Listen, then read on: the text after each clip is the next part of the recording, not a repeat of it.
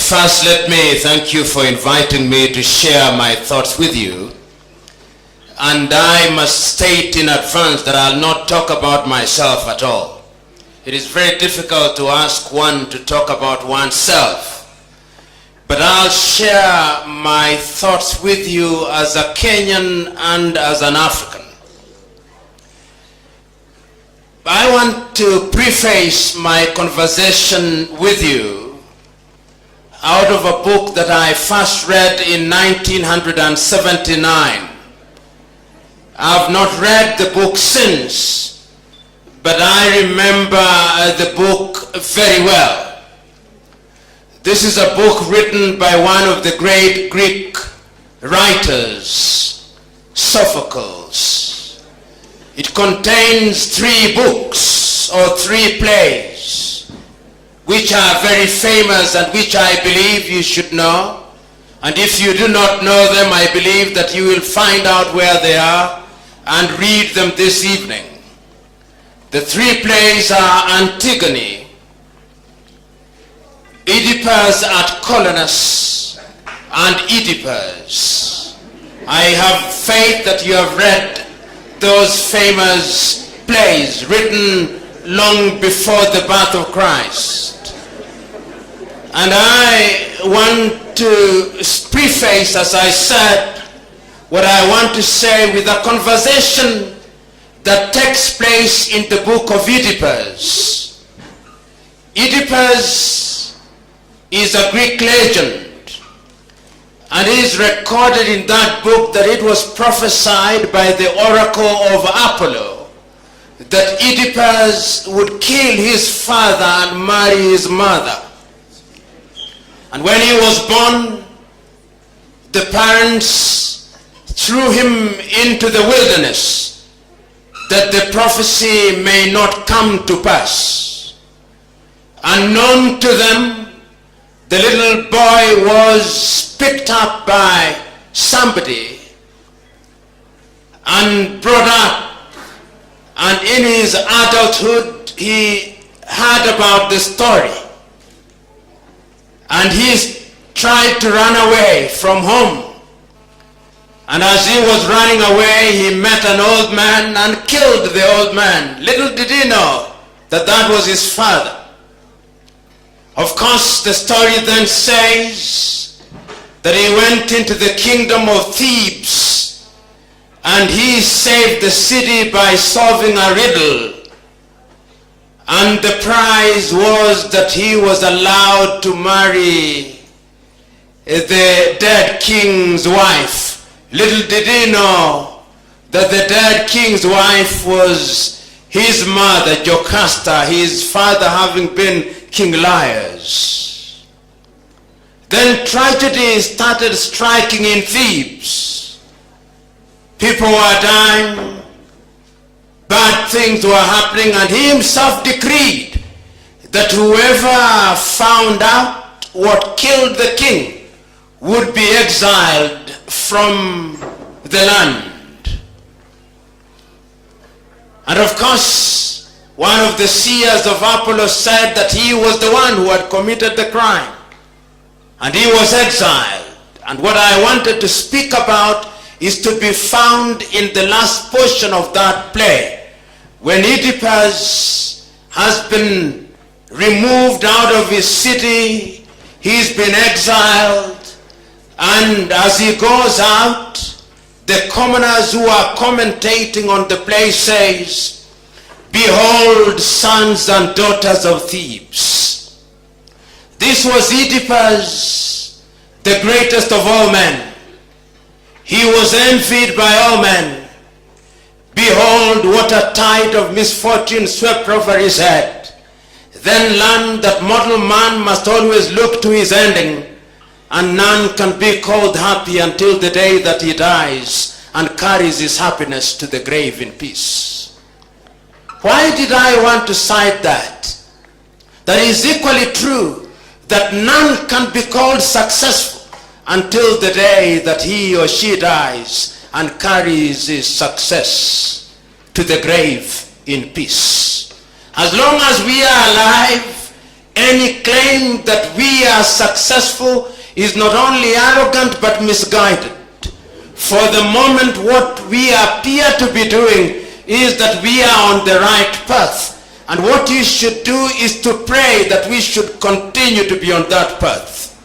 History has demonstrated times without number that men whom we thought to be successful betray you at the 11th hour. And therefore, ours is to be humble. I'm still with you in Greece. In those days of Sophocles, there also lived a great man, Socrates, of whom you know much.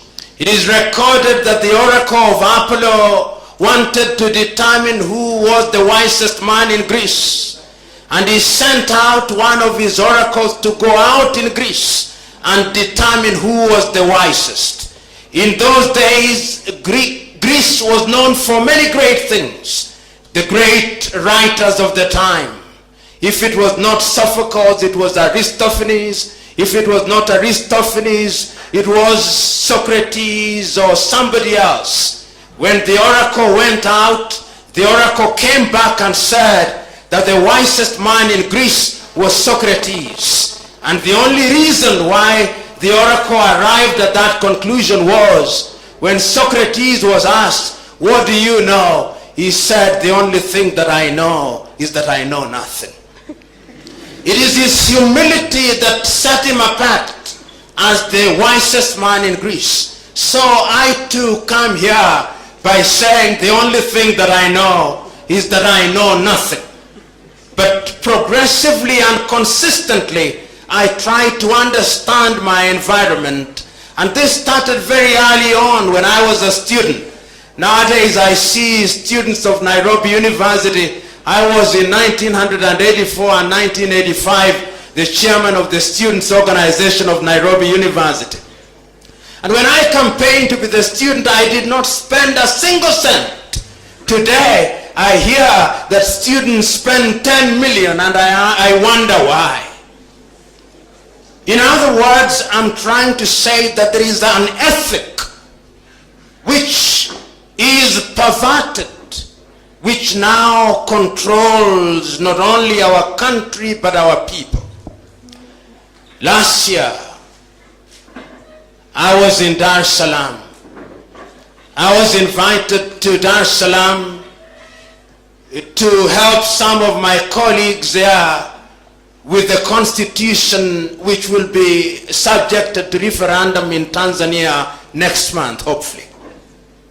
And as I was traveling at the Julius Kambarage Nyerere International Airport in Dar es Salaam on my way back to Kenya, I had my bag.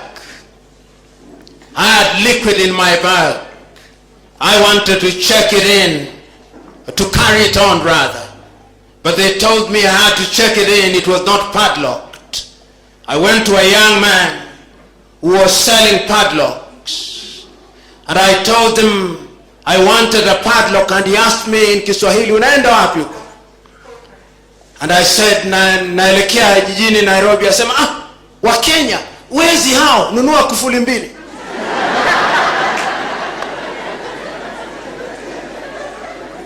That tells you the image of Kenyans that is out there. Several years ago, I was in Zanzibar, and a Tanzanian minister in his unguarded moment was speaking, and he said, hili swala la Jumuiya ya Afrika Mashariki ni swala nzuri sana. Kwanza, itapanua soko, itawawezesha wana wa Afrika Mashariki kusafiri, lakini kitu kinachotuogopesha ni wa Kenya. Kwanza kabisa, hawana nidhamu. Siasa zao ni duni na za kikabila. Tuna hofu ya kwamba wakiingia katika Afrika Mashariki watatuambukiza ukabila. Jambo la pili ni walafi. na wanapenda sana ardhi, tayari wanaimezea mate ardhi yetu.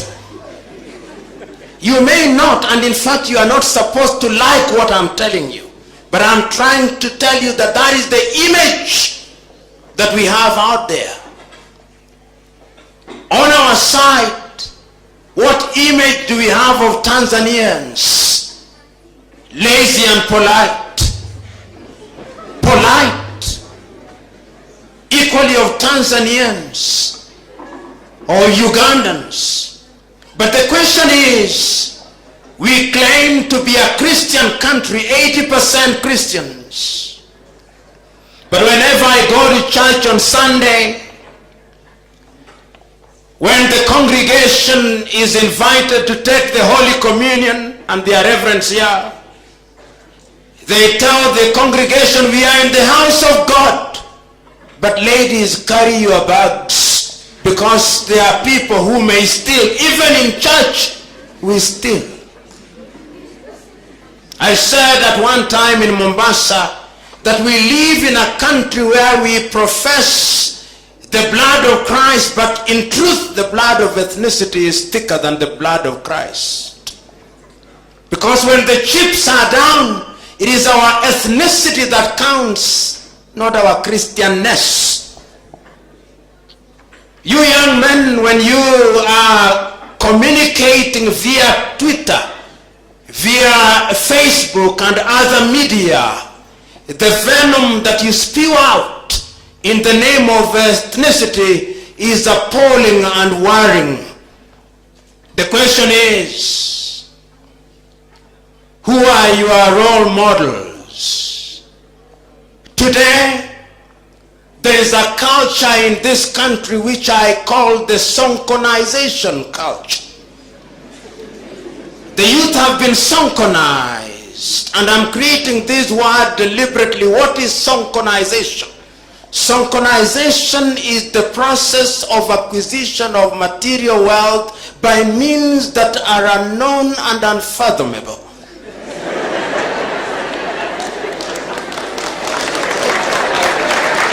And once it has been so acquired, is to distribute that wealth with abject abandon in order to entice the people whose only desire is to acquire wealth by whatever means.